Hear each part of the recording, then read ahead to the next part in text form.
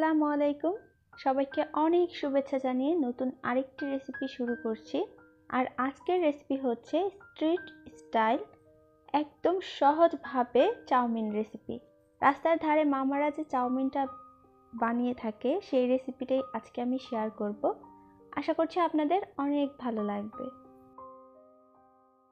প্রথমে একটা হাঁড়িতে আমি পর্যাপ্ত পরিমাণ পানি ফুটিয়ে নিয়েছি। এর মধ্যে 1 চা চামচ সয়াবিন তেল দিয়ে দিলাম। এতে করে নুডলসগুলো একটা আরেকটার সাথে আটকে যাবে না। আজকে মিস্টার নুডলসের এই নুডলসটা আমি ব্যবহার করব। আর এটার দাম হচ্ছে মাত্র 20 টাকা।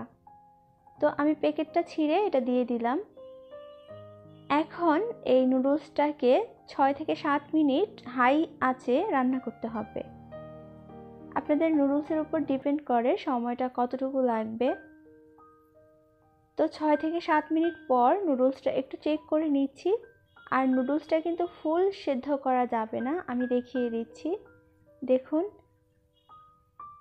চাপ দিলে একটু শক্ত মনে হবে, তখনই এই নুডলসটাকে নামিয়ে একটা ঝুড়ি বা একটা ছাঁকনি জাতীয় জিনিসে নামিয়ে নিতে হবে।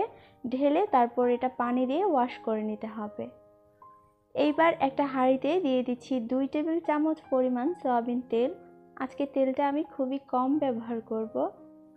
এবার এরকম চিকন চিকন করে কেটে নেওয়া আমি চিকেন দিয়ে দিচ্ছি প্রায় হাফ কাপের মতো।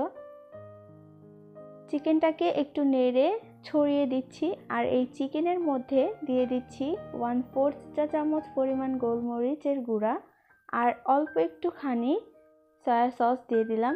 এই সস আর গোলমরিচের মধ্যে এই চিকেনটাকে একটু ভেজে নেব। হালকা একটু লবণও দিয়ে দিয়েছি। এবার দিয়ে দিচ্ছি এরকম লম্বা লম্বা করে কেটে নেওয়া গাজর। যেহেতু গাজরটা সেদ্ধ হতে একটু দেরি লাগে, তাই গাজরটা এখনই দিয়ে দিচ্ছি। আর দিয়ে দিচ্ছি মোটা মোটা করে কেটে নেওয়া পেঁয়াজ। এখানে আমি 3টা পেঁয়াজ ব্যবহার করেছি। এবার এই উপকরণগুলো একটু ভেজে নেব। তার আগে দিয়ে দিচ্ছি ফালি করে নেওয়া কাঁচামরিচ। ঝালটা বুঝে তারপর কাঁচামরিচটা ব্যবহার করবেন। চুলার আঁচটা মিডিয়াম হাইতে রেখেই এই সবজি আর চিকেনটাকে ভেজে নিতে হবে, যাতে করে সবজিটা অতিরিক্ত সেদ্ধ না হয়ে যায়। এবার এগুলোকে এক সাইড করে একটা ডিম ভেঙে দিয়ে দিলাম। ডিমের মধ্যে হালকা একটু লবণ দিয়ে দিচ্ছি। লবণটা কিন্তু খুব অল্প ব্যবহার করেছি আমি। এবার এই ডিমটাকে স্ক্রাম্বল করে নিচ্ছি।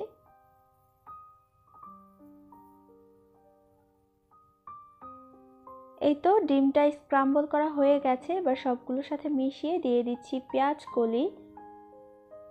এবার পেঁয়াজ কলিটাকেও হালকা একটু মিশিয়ে নেব। আমি আজকের যে পেঁয়াজ কলিটা ব্যবহার করেছি সেটা ফ্রোজেন ছিল। এবার সেই নুডলসটা দিয়ে দিচ্ছি।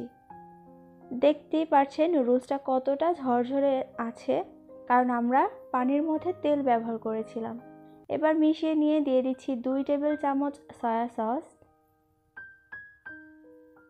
দিয়ে দিচ্ছি 2 টেবিল চামচ টমেটো সস। এখানে আপনারা চাইলে চিলি সসটাও ব্যবহার করতে পারেন। দিয়ে দিচ্ছি হাফ চা চামচ গোলমরিচের গুঁড়া।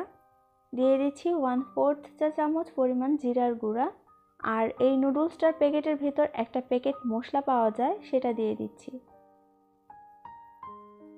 সবগুলো দিয়ে এবার একসাথে মিশিয়ে নিচ্ছি। আমি এখানে ডার্ক সয়া সসটা ব্যবহার করেছি, এতে করে এই নুডলস বা চাউমিনের মধ্যে অনেক সুন্দর একটা কালার আসে। যেহেতু আমরা অনেকগুলো সস ব্যবহার করব, তাই কিন্তু লবণটা দেইনি।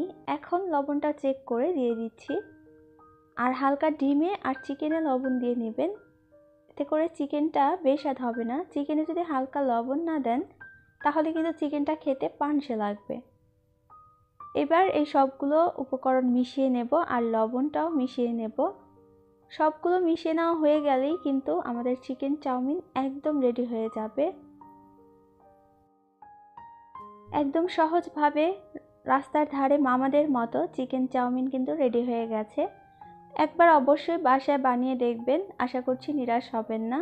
তো আজকের রেসিপি ভালো লাগলে অবশ্যই চ্যানেলটি সাবস্ক্রাইব করার অনুরোধ রইল। সবাই অনেক ভালো থাকবেন, সুস্থ থাকবেন আর আমার জন্য দোয়া করবেন। আল্লাহ হাফেজ।